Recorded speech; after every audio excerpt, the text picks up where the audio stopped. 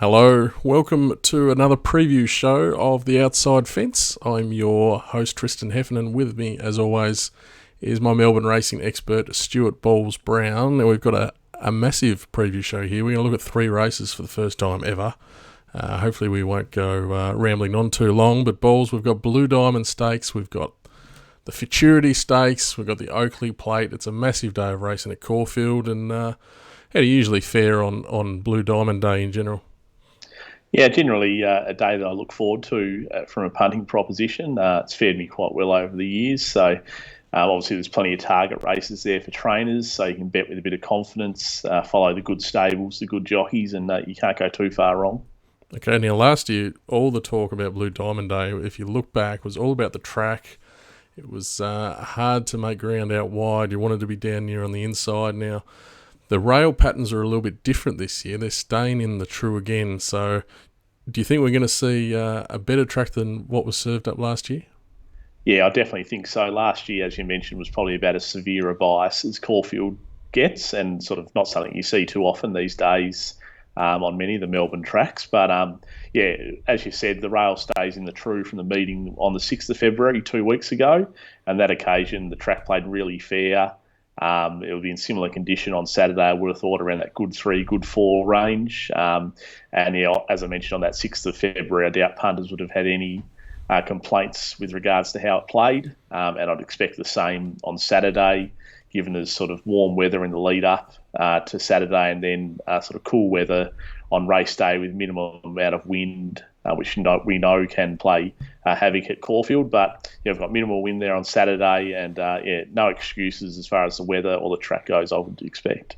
Excellent. Let's jump right into the action. We're going to go, first of all, and look at the 2-year-old race, the Blue Diamond Stakes. Always an absolute ripper, and it looks like one again this year.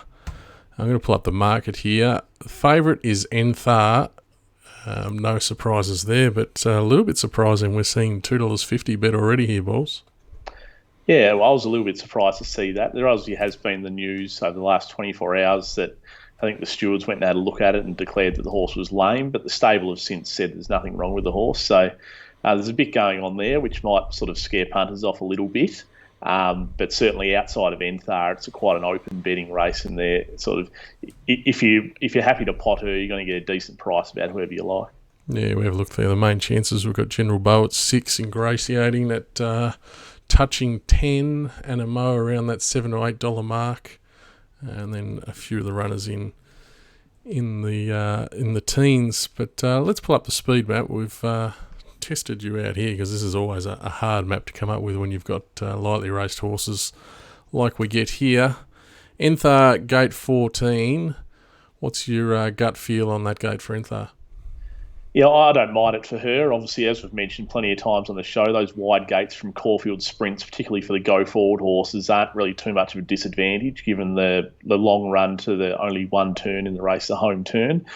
She's shown good gate speed in both her starts so far, so I'd expect her to be able to get out there if Macca outside the leader. So I tend to think that's probably where she'll end up if they want to be a bit aggressive. Maybe they'll be happy to sort of be a bit more conservative and even just sit 3 wide. And sort of just ease into the race that way. But yeah, whatever happens, I think she's going to be in an okay spot, and she will be sort of in that first 3 or 4. Okay, is there anything on the map that you sort of worried? Anna Mo draws outside, and Abseiler as well. They look like they might be off the track. Yeah, well, Abseiler's a speed horse. It's probably the one that could go forward, and if Enthar wants to take cover on it, could do so, but given Enthar, I suppose, the confidence they have in the horse, they might want to just ride it like the best horse in the race and sort of not risk sort of getting a pocket or stuck behind a slow one. General Bow there has sort of led or been right on speed in all his runs. I'd expect trying to get the 1200, they'd sort of look to take a sit there, and getting on the back of the favourite would be a good result for it. Jigsaw is probably a horse that could settle closer. I've got it behind General Bow there, but wouldn't be shocked if it did settle closer. But a lot of those widely drawn horses I've got sort of been ridden conservatively. Beauty. Let's jump straight in and have a look at why Enthar is such a hot favourite here in the Blue Diamond. This is her win in the Chairman Stakes a few weeks ago. she's the one in front here, Balls. Ingratiating's up outside her, had every chance to run her down and couldn't really get near her. Do you have any issues that we've seen her twice at 1,000 metres and now she's going to 1,200? Not a massive amount on what I've seen so far. Here they've only gone slowly and it's very much a sprint home, which she was never really going to get beaten given the race shape. But I will note in both her starts so far, she has run the fastest last 200 of each race. So there's a bit of strength through the line there. And the other thing I will note this race, Mark Zahra didn't pull the whip on her at all. And in her first start, when she did sit 3 wide in Sydney, and when James McDonald, I think, was on that occasion, when he hit her with the whip in the straight, she really found a lot more. So I'm suggesting there might be a bit more there in the tank if she was put really under pressure. So, yeah, I'm not too concerned about the 1,200. Obviously, only having 2,000-metre runs so far and going to 1,200, it's definitely an angle that people could take as far as they wanted to risk Enthar, but it's definitely not an angle that I'll be taking. Okay, she's clearly the obvious runner in the race. Let's go and look a bit wider now, a couple more replays of her opposition. This is the Blue Diamond Prelude for the Colts and Geldings. Was won by General Bow. He's in front there in the Ellerton Zahra contract racing colours. What else do we have to look for in this race, Balls, in this replay? So we've got Jigsaw, who's currently in third position in those sort of blue and white colours out wide on the track. We've got Animo, who is in the all blue of Godolphin. And then there's a few other sort of roughies like Marine One and Construct that are sort of out the back, but they don't really get into the race too much. But yeah, General Bow, Jigsaw and Animo are probably the main ones to keep an eye on out of this race. Okay, you spoke about General Bow maybe being ridden with a bit of cover to get to the 1,200 metres. You're more worried about the 1,200 with him than you are necessarily with Enthar? Yeah, definitely. I think it's a big concern for General Bow. I'm a little bit surprised he's come up second favourite in the market, to be honest. Like, he's done a great job winning both these Blue Diamond lead-up races, but you'll note here he's run the 7th fastest last 200 of the race, and sort of 1,100 seemed to be a bit of a query for him. And the second horse, Animo, was really gaining on him up the inside over the final sort of 100 metres or so. So, yeah, I'm prepared to risk General Bow on Saturday on the score of, it won't run 1,200 metres, I think, in this sort of company. Okay, you see through the line it was really strong from Animo. What are you thinking? Seems like a pretty reasonable Blue Diamond trial there. Trial from Animo. Yeah, it was.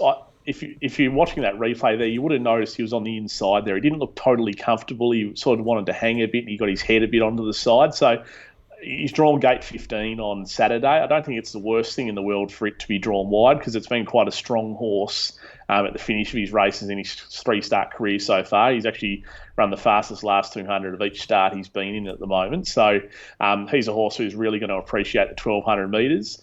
He's likely, as we saw on the map there, he's likely to be near last and wide. So if you can see a pattern on the day where horses are making ground down the middle and maybe the inside is going off a little bit, and it's some advantage to come down the middle, I'll definitely promote Animo on that score. Okay, let's go and have a look at the Talon Stakes now. If you want to just... Now, obviously, the winner here, Ingratiating, is the horse that we saw chasing home Enthar at Caulfield. Is there anything else of note that we need to keep an eye on in this race? No, it's pretty much the only horse. I think it's the only horse backing up out of this race. It's obviously in the old blue there in the Godolphin colours. Cool. We'll put all our focus here on Ingratiating. Now, the thing about this horse is he's pretty fit. He's on the 7-day backup. It's hard to see him turn the tables on Enthar from the 1,000-metre run, but does he look a horse that looks like he's looking for the 1,200 metres to you? He's not necessarily crying out for it. I don't think it'll be an issue for him. He's probably the most experienced horse in the field, and he's been a very consistent horse sort of throughout his 2-year-old season. So on the 7-day backup, he's pretty bomb-proof. He should sort of settle just off the speed, and as I said, he's sort of strong enough at the end of his races. So I think he's probably a good place chance as much as anything. But yeah, as you said, I find it hard to see him turning the tables on Enthar. Based on his run 2 starts ago. Okay, take Enthar out of the race, like you say, he's a good place bet. Could you make a case for him if we've talked about Enthar been found lame, we don't know how lame, by the stewards. If something goes wrong with Enthar, then that leaves ingratiating there. Yeah, if Enthar, for whatever reason, came out of the race, then ingratiating would be, one of the top 3 or 4 chances for sure. But that's sort of obviously not saying much because he's thereabouts in the market as well.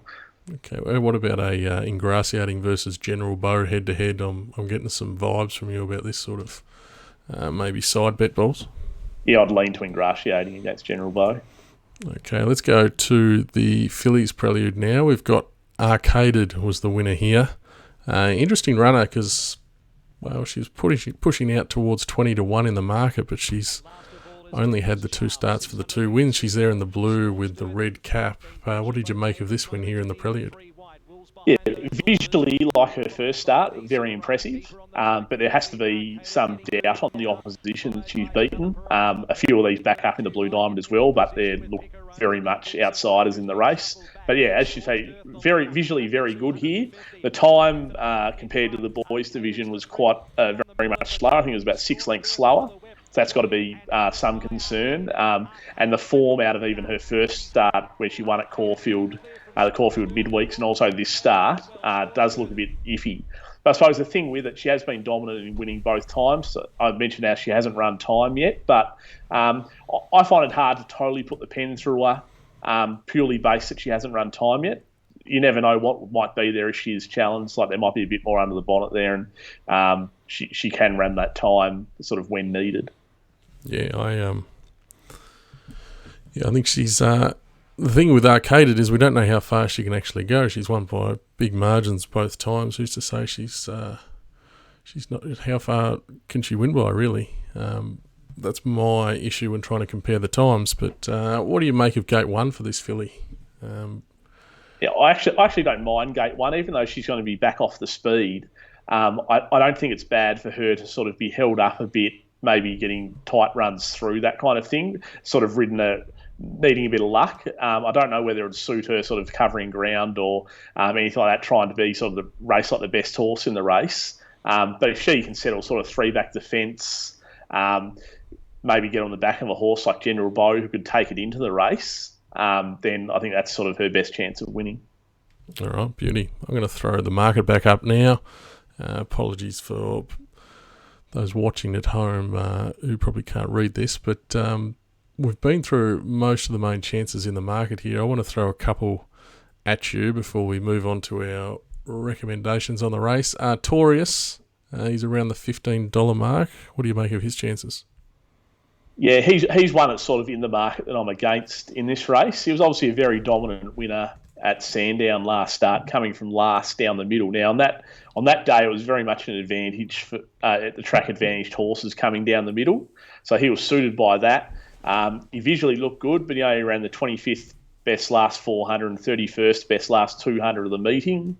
So I think that's a bit of a query, and he comes back in distance here from 1,300 back to the 1,200. And as you saw on my map, I've got him last. So he's likely to be around that second last spot. So he's going to have to be very good to come from back there and over the top of the field. I know he does have blinkers first time for this, and obviously comes out of a gun stable with the Freedman. So it's one I'm going to go around, but obviously got healthy respect for the stable.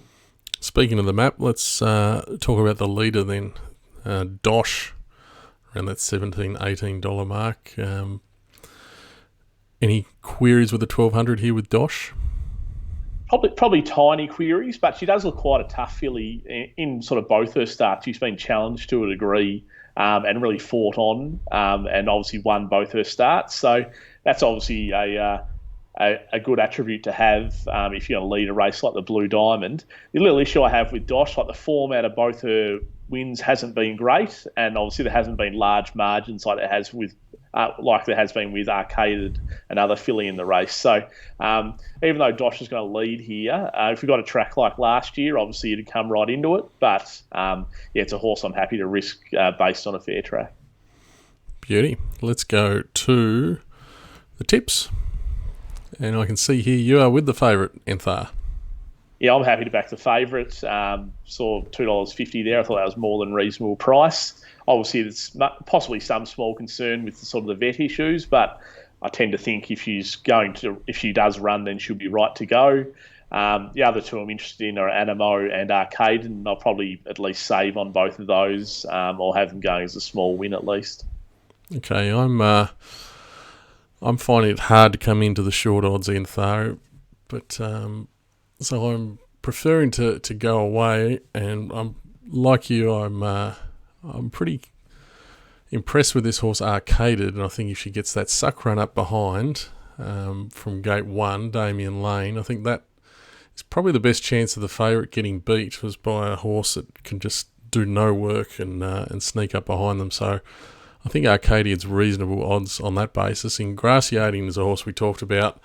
I just like that he's very professional. He's quite bomb-proof. Like you say, he probably looks a really good place bet. If you are against the favourite Anthar, I think I'm not so worried about the fact that he's been beaten by her before. 1200 is a bit of a different kettle of fish, and if you're looking away from the favourite, maybe you're a bit scared off by the lameness issues. I think he's going to be right there again, Ingratiating, but I'm a bit worried when you start piling into these favourites balls. You don't miss them too often. I'm a bit worried too when I do. Let's go on to our second race now. It is the Futurity Stakes.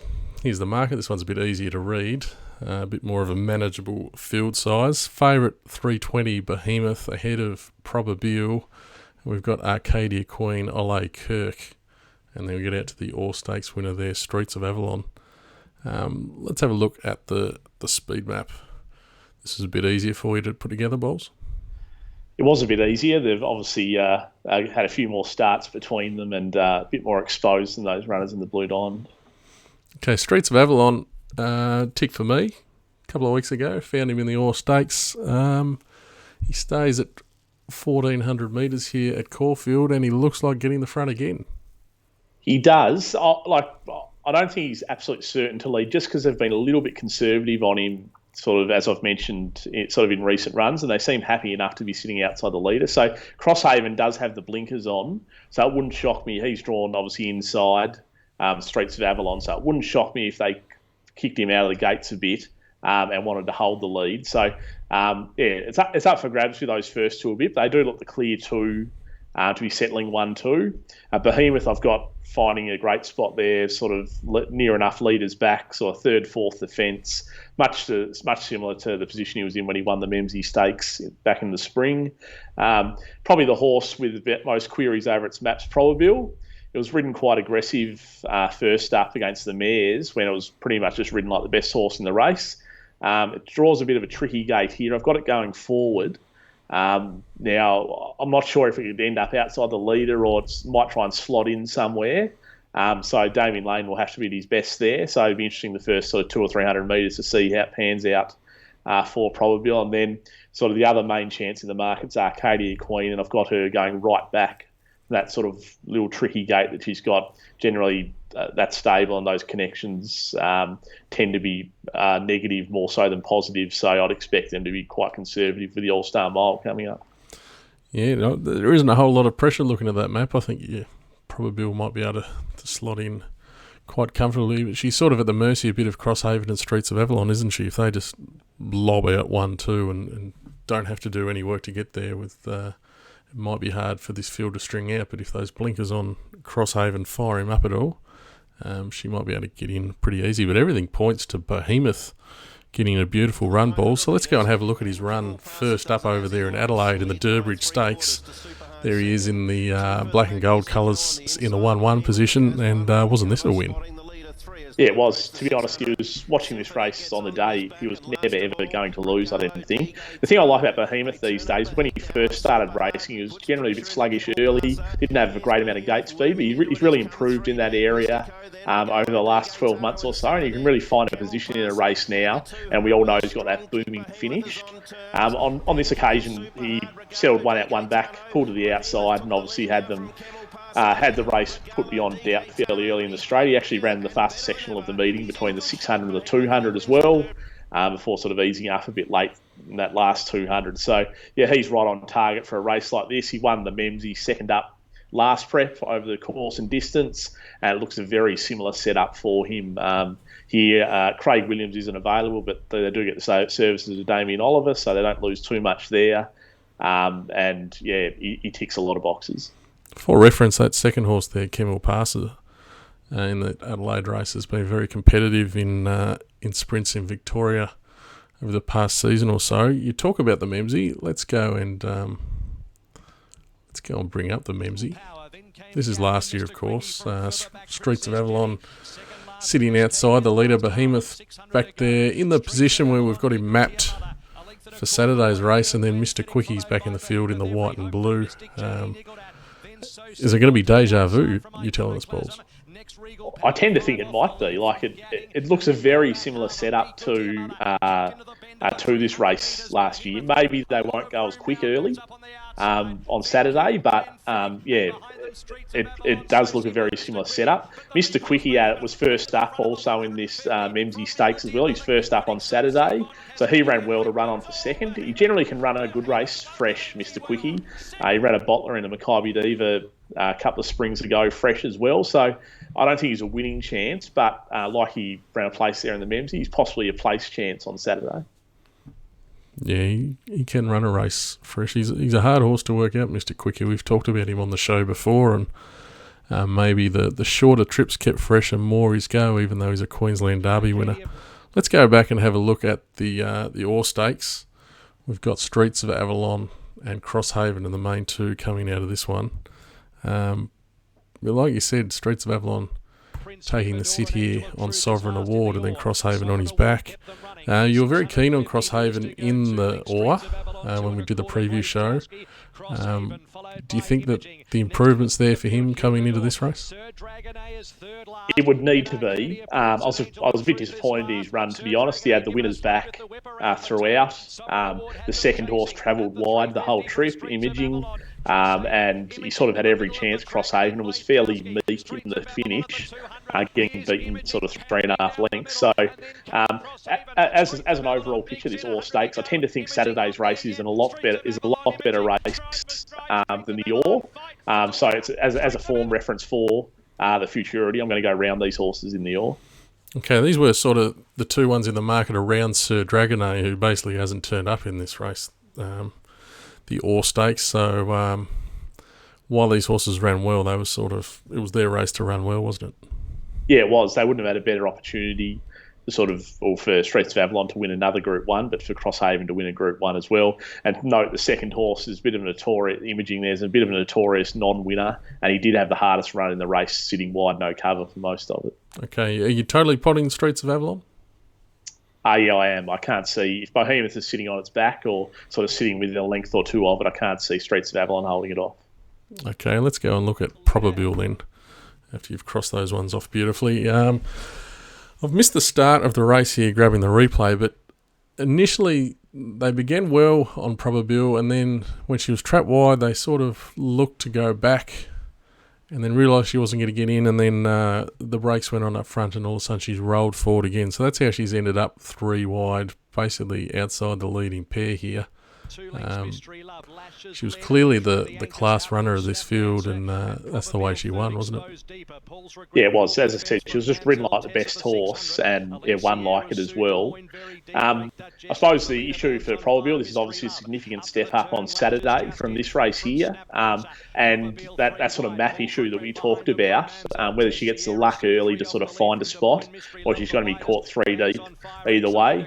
I'm a bit of a fan of this horse, as I've sort of mentioned on the show a few times. The thing is, she's only been beaten once second up as well. That was a close defeat behind Funstar as a 3-year-old, and her dry track record is excellent as well. So it'd take a brave man to put a pen through her on Saturday. I think she's still a great winning chance, but that map sort of situation and just sort of where she's going to be in the run concerns me a bit. Yeah, well, she's obviously a class horse. She won the Epsom last prep. You did find her in the Cox Plate for something at the price. I think that just proves the strength of this race, that she's a genuine Group 1 horse, but she's running into one in Behemoth. Yeah, definitely. And I think if you probably swap the positions on the map with Behemoth and Probable, you'd probably say you could swap who you like to some degree. Interesting. Let's go back to the market. There's a couple of runners here that we haven't pulled up a replay on. One is Arcadia Queen first up. Now, you've talked about the map issues with her. She had some problems at the start of last prep, feet problems, and she was disappointing early on, but then she did kick off a campaign. She got going when she flashed home for second in the mares race over 1400. So the 1400 isn't necessarily a negative for her, is it? No, it's not. She's obviously a very smart mare. As you mentioned, last prep early on, she had sort of those footy shoes. She ran into a couple of wet tracks as well.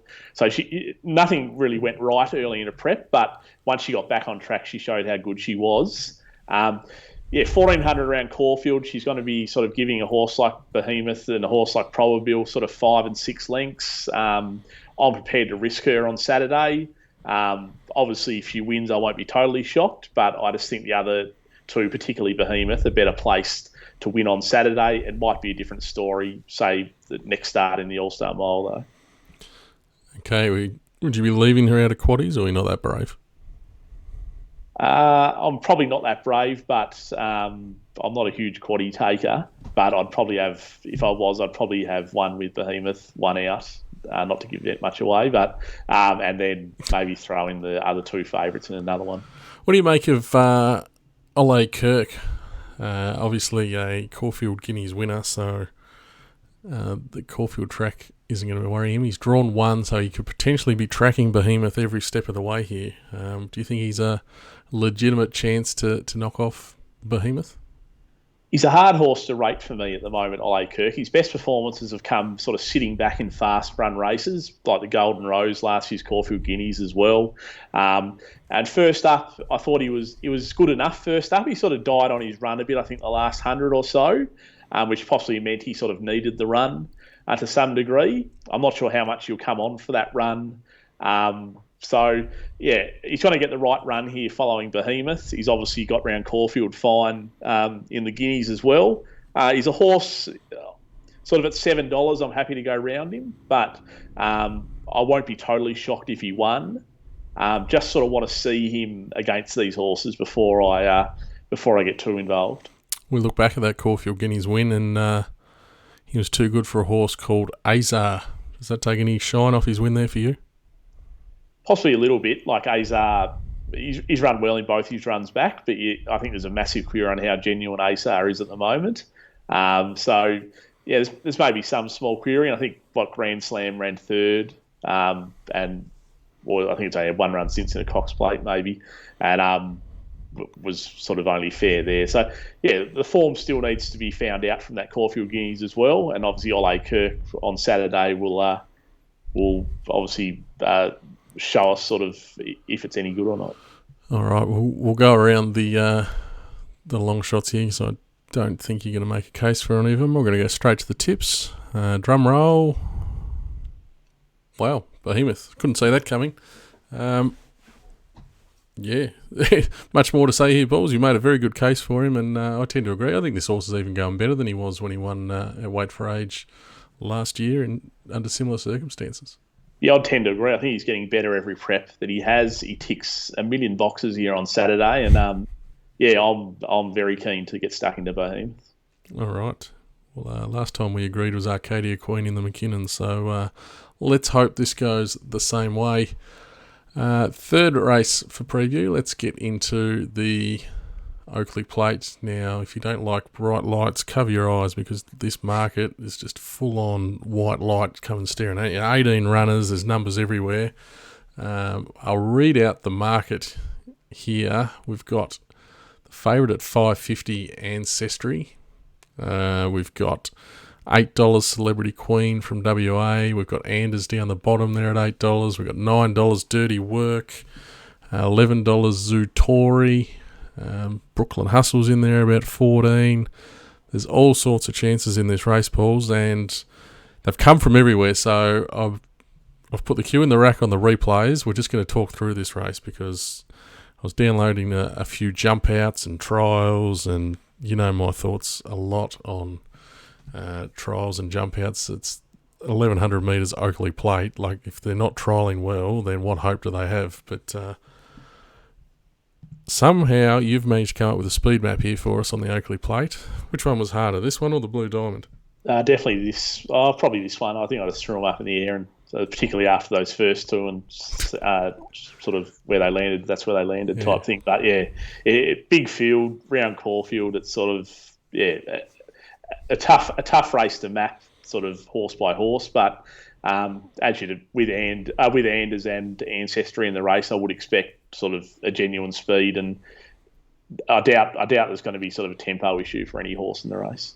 Okay, we might just talk through some of these chances off the map. Let's start with basically first and second favourites here are Ancestry and Anders. First of all, how much pressure do you think there'll be for these two to find their spots near the lead?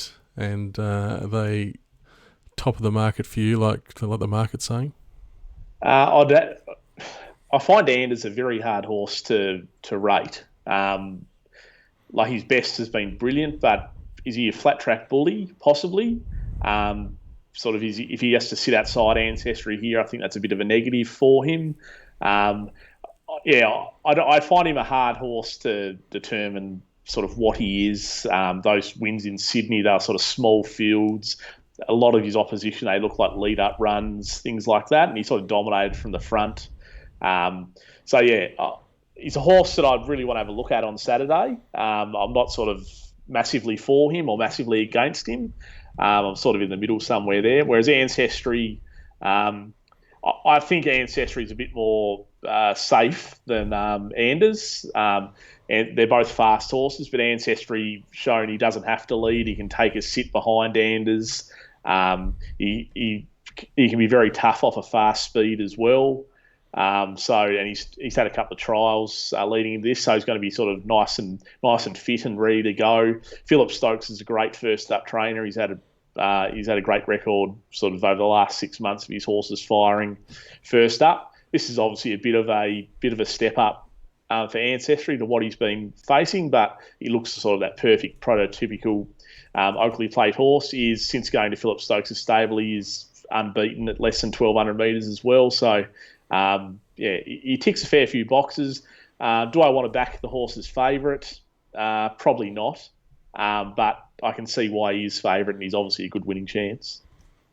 Beauty. Let's talk about this WA horse, Celebrity Queen, because I don't know much about it. You've seen the colours and just mapped it last like you tend to do. Tell us a bit about Celebrity Queen. Have you got a handle on this horse at all? Yeah, those colours with Pike on, you just go somewhere in the second half of the field, I think. I don't have a massive handle on this horse, to be honest. I had a look at a few of its runs, and then going off punting form, it's run some big last 600s in a lot of races. It tended to, as I mentioned, sort of get back and charge home in a few of the better sprint races in WA. Those WA horses are generally always competitive when they come to Melbourne. The thing that's massively against it is it's drawn barrier 3. I've mapped it well back in the field. I can see it sort of being buried in the last 3 or 4, needing a ton of luck. And purely because of that, I'd be happy to risk it. Beauty. Speaking of buried back in the field, let's go to the top of the weights here. It's going to pull the market back up. Zutori with 58, Dirty Work with 57 there. They're both around that $10 mark. They're both, Dirty Work especially, drawn 1 and Zutori drawn 7, but they both sort of map to be back and inside. Can you give us a push for either of these two runners, or do you think they're going to have similar issues? Out of the two, I'd probably lean to Dirty Work. But yeah, I'll probably rate them a bit similarly. Like, Zutori's best form is down the straight. He did run a slashing second in this race last year behind Pippi. So he's obviously run well at Caulfield. He was first up last year too. He's first up on Saturday. He has a very good first up record. He's had a couple of jump outs and jumped out well, as you'd expect. I can definitely see why people could find Zutori. Now, if you're a weights person, it's obviously up there carrying 58 while you've got those 3-year-olds down on 50.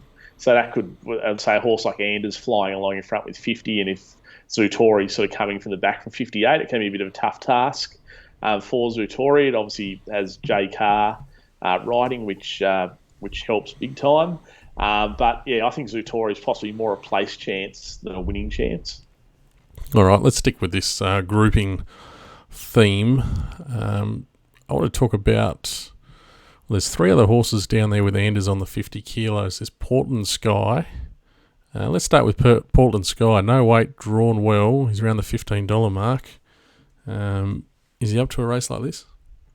I've got him sort of as the 4th ranked of the 3-year-olds. I think he sort of had a bit of a picnic in front last start in that small field race beating Azar. As we mentioned before, we're not sure how genuine Azar is at the moment. He's obviously going to find a nice spot sort of just off that sort of leading pack.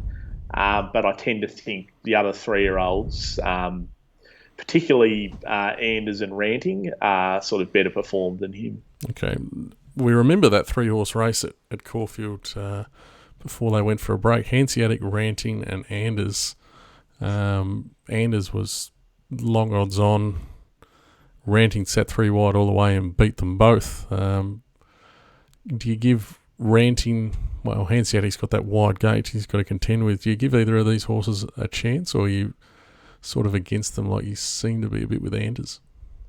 Yeah, well, those that race at Caulfield, the Blue Sapphire, was one of the more bizarre races I'd ever seen in my life, to be honest. Just the way it all panned out and how slow they went the last 200 and things like that. But I actually give Ranting probably the best chance of the 3-year-olds in this race.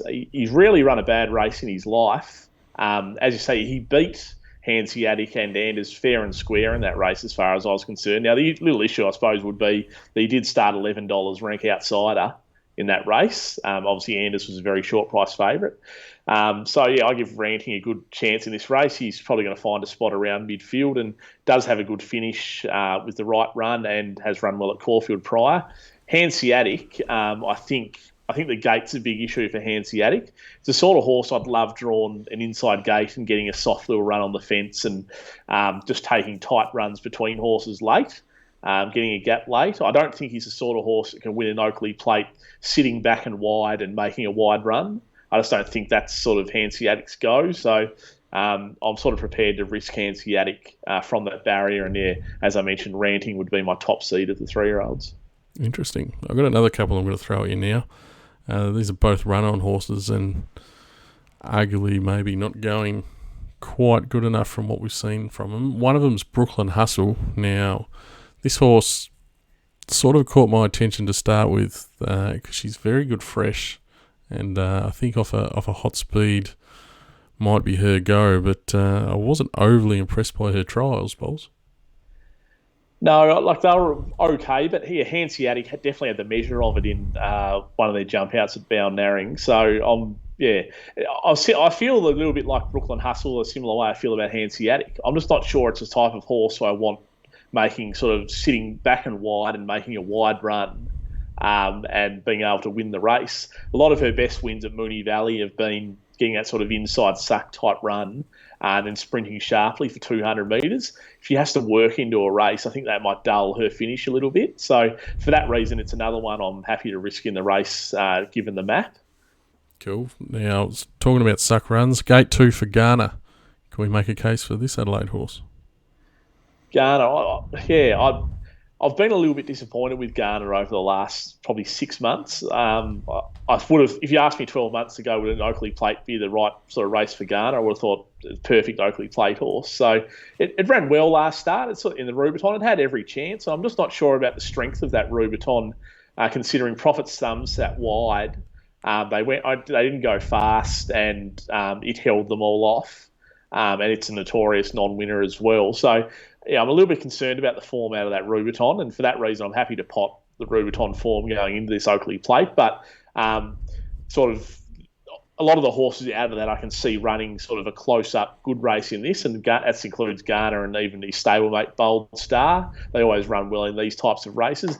And I think that inside gate 2 sort of suits Ghana, providing you can get a bit of luck. Okay, there's probably one more in the market I'd like to get your thoughts on. This is this horse Standout. Further up in the weights, he's number 4 with a 55.5. Damien Oliver, he's drawn quite a wide gate as well. and we haven't seen him for over a month since his last trial. What do you make of that? Yeah, I suppose I haven't heard anything where it's had a setback or anything like that, but it's a little concern. Yeah, its only trial was on the 15th of January, and there's been nothing since. The horse does go very well fresh. It does love dry ground. It's its first go at Caulfield. As you saw, it's got a wide gate there, so it's likely to be sort of midfield, even second half of the field, and wide. It's not a horse I'd put the pen through. I think it's got the ability to win an Oakleigh Plate, and sort of that fresh 1100 is definitely its go on dry ground. But yeah, just that big gap since its last trial is a little bit of a concern for me. Now, I'll throw a theory at you there, Balls. It's had a month since that trial. You could argue that it's probably underdone, and that could explain just the fair showing. Yeah, possibly. Yeah, as I think I mentioned to you, it's in the trial. I thought it only went fairly, but yeah, it's possibly a reason for the gap. Maybe between now and race day, I might hear an interview with Gerald Ryan, and he'll explain the reason why. But yeah, as we sit here on a Thursday night, that gap does concern me a little bit. Cool. You want to hear a push? He's you can generally get him going fresh, can't he, Gerald Ryan? Yeah, very good fresh trainer. So, that's why I'd be reluctant to put the pen through the horse, but I'm just a bit cautious with it. All right. That sounds like one that would be going in the quaddie for me. Yeah, definitely. Well, all that said and done, we've got some really minor recommendations here on the Oakleigh Plate. Hopefully the discussion we've had there is going to help you more than our tips. Balls, you've... as you sort of mentioned, you like ranting as the best of the 3-year-olds, and you've got some interest there. Yeah, very reluctant interest. High chance I won't be betting in the race, but ranting was around that $20 mark, and I just thought that seemed sort of a big price. But yeah, not a race I'll be getting too heavily involved in. Okay, I'm much the same, but I'm gonna throw something on Anders. I think he might be around that. Close enough to the double figure quote. I think he might get across quite easily from that gate. I don't mind the wide gate at all, 1,100 metres, and I do like the fact that he had a bunny in his trial. Maybe just a little bit of a practice for the big clash here. So smaller me for Anders with a minor amount of confidence. There's our 3 races done and dusted leading into Saturday at Caulfield. Balls, question without notice.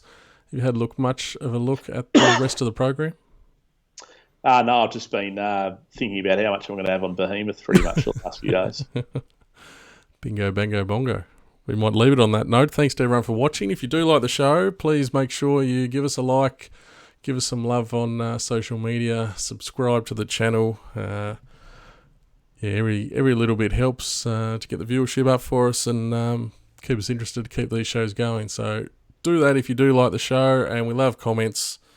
Even just get on YouTube there and leave some thoughts on. I'm sure there's plenty of opinions going to be flying around, at least on the Oakleigh Plate and the Blue Diamond Stakes. If you're not in Enthar's corner, there's plenty to choose from. So thank you for your time as always, Balls, and we'll see you again next time when we see you. Thanks, Hef. It's been fun as always.